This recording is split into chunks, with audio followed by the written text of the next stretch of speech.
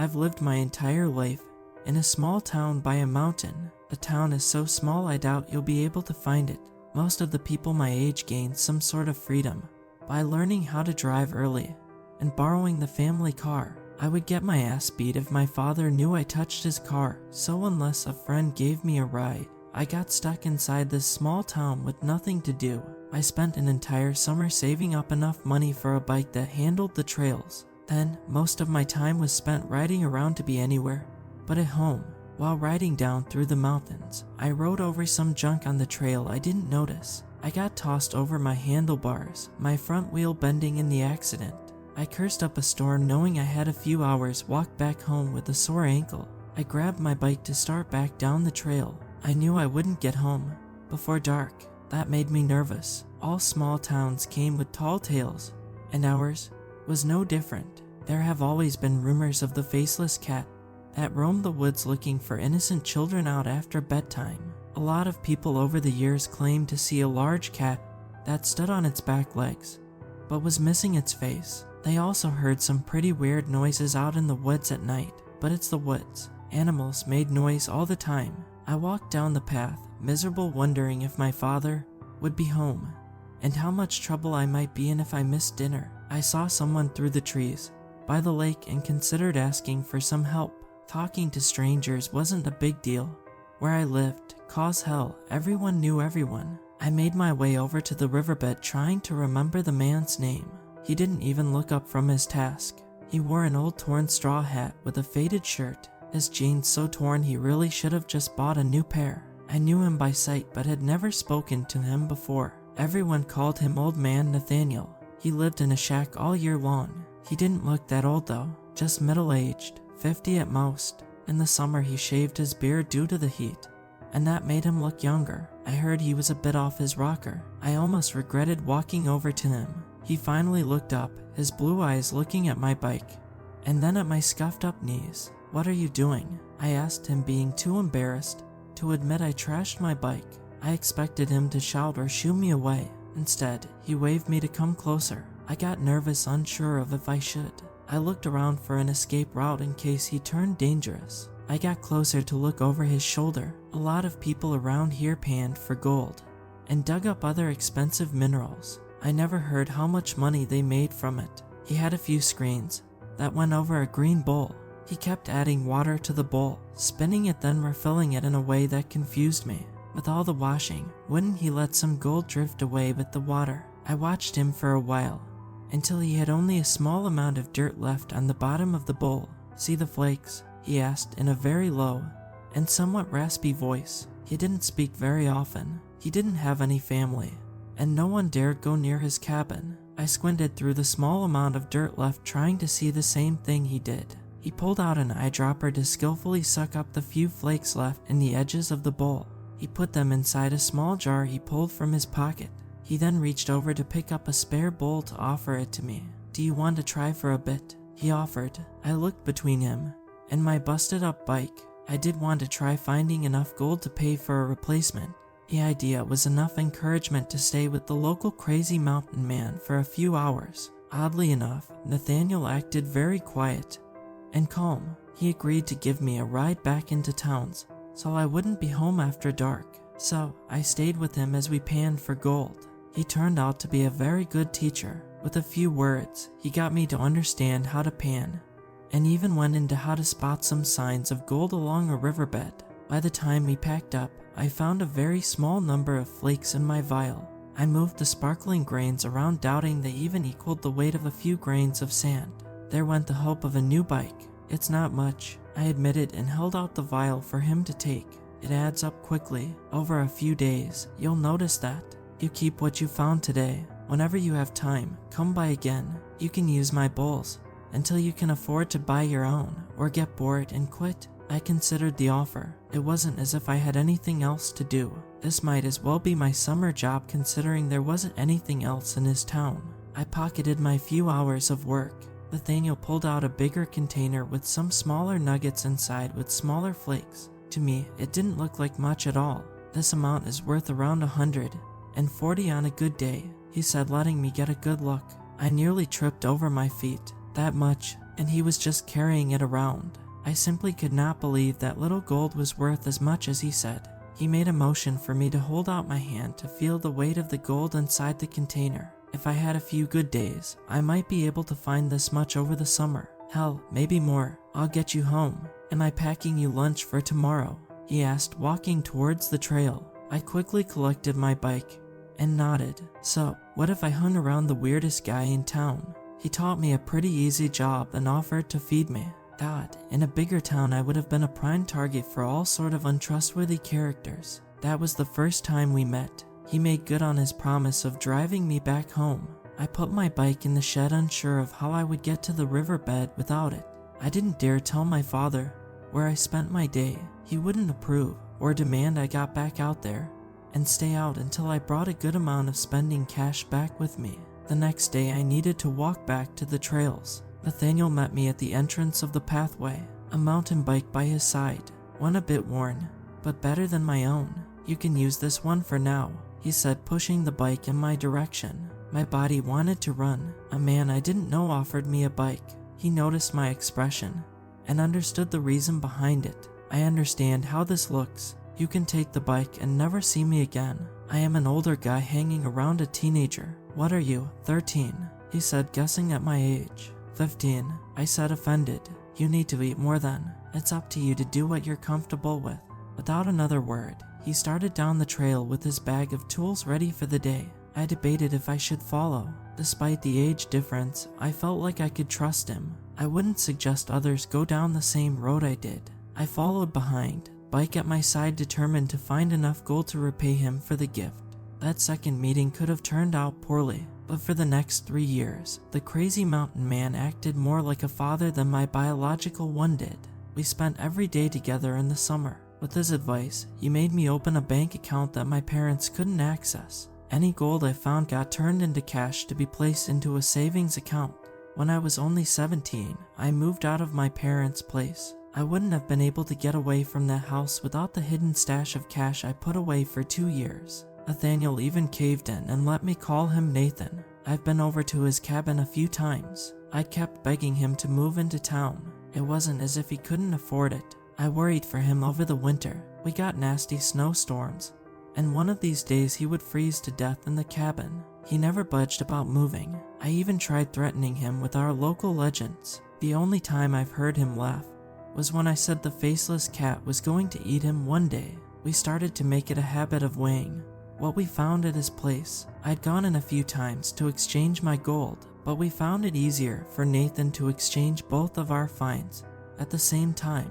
I had my eyes on college and got busy when I turned 18.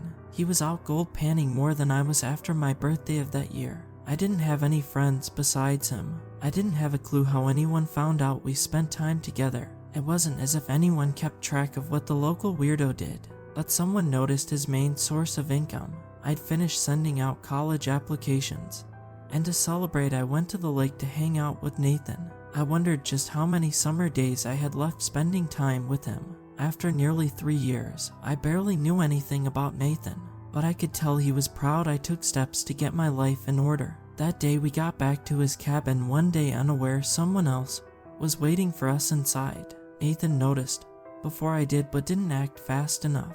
His hand flew to where he kept his shotgun by the door. Finding the spot empty, I felt a splitting pain in my head the moment after I walked inside the cabin, then nothing for a few hours. When I woke up, I found myself on the floor with my hands tied behind my back. The entire cabin was torn apart by a pair who didn't find what they were looking for. The orange light outside told me I was either knocked out for a few hours or all night. I lifted my head just enough to see Nathan tied to a chair, his head slumped, and dry blood caked in his gray hair. I thought he was dead. My chest hurt at the thought. One of the people who attacked us noticed I woke up.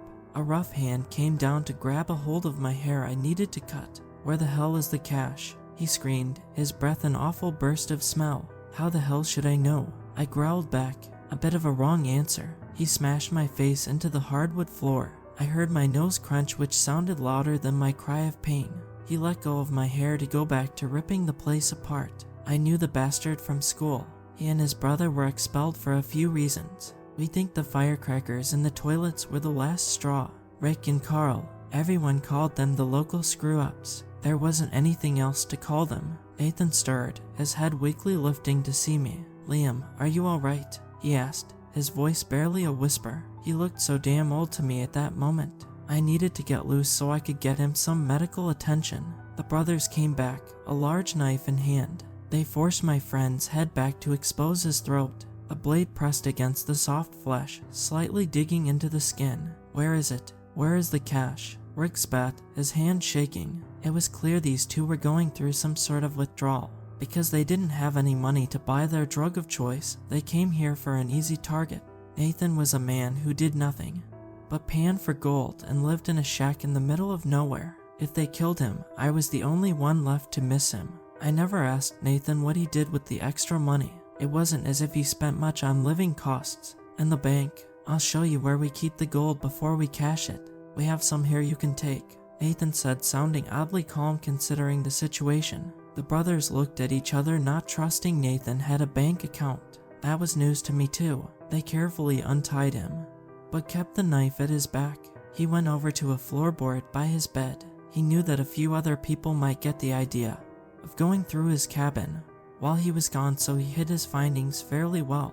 He finally pulled out the small glass jars he kept his flakes and small nuggets inside. He put the stash in front of him, waiting for the brothers to take it and leave.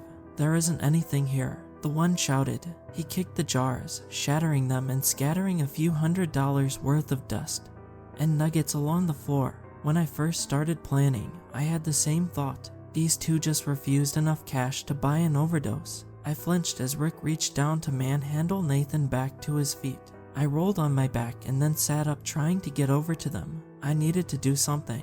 The knife pointed dangerously at my friend's throat with a shaking hand. I charged forwards, using my shoulder to tackle Rick to the ground. I then turned to headbutt Carl, which again wasn't a good idea. He barely felt the pain and turned on me. In a few seconds, I was back on the ground, a mad junkie raining down punches to my face. The attack only lasted a few seconds. Nathan reached down to lift the man off his feet. With strength I didn't know he had, he lifted Carl off the ground to toss him clear across the cabin. His expression never changed, not even when the knife sank deep into his throat. I screamed, watching his body fall to the ground. Rick stood stunned by what he had just done. Nathan stayed still where he fell, blood pooling on the wooden floor. I scrambled over to him, tugging at my bonds, trying to get my hands free. I knew enough not to remove anything stabbed into someone, but I needed to do something or else my friend was going to die in front of my eyes. The sun set, Nathan said through a mouthful of blood.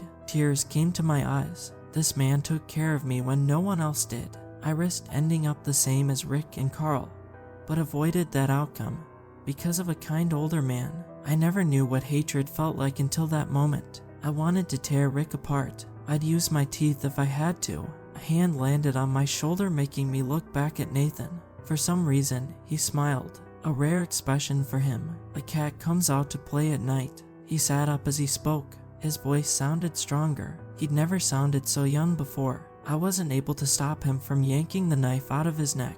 Blood sprayed outwards, and yet Nathan didn't seem to mind in the slightest. He stood up. Rick and Carl were shocked by the change. I wasn't able to ask what was going on.